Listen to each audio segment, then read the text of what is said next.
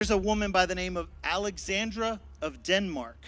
She was Queen of the United Kingdom and the Empress of India from 1901 to 1910. She showed up on British soil and was a superstar. People, like we do with celebrities and figureheads today, we look up to them. We want to do what they're doing. We look up to leadership and we want to mimic them. There was this crazy obsession with her in the early 1900s. She had a crazy bout of rheumatic fever, and when she recovered, the fever had so debilitated her that it left her with a limp. That she went around limping for a significant amount of time after this fever. And people so looked up to her that they actually started walking around limping too, just to be like Alexandra of Denmark.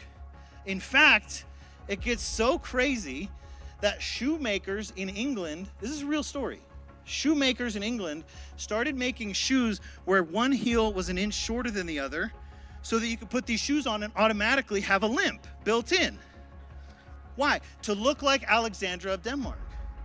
The limp didn't exist, but because of who they were looking up to, they created a limp and they walked around with a limp. They walked around worse off simply because of who they were looking at. Some of us are looking at people that are causing us to limp. Is it possible the limp, the stress is not even real? You've just been hanging around the wrong people. You got to take those shoes off. You got to stop looking at people that are living a life you don't want.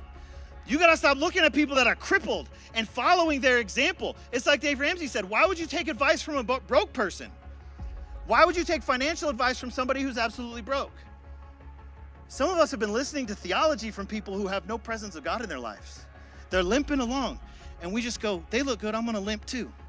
It's time to break the cycle. The voices you're listening to, the people you're listening to matter.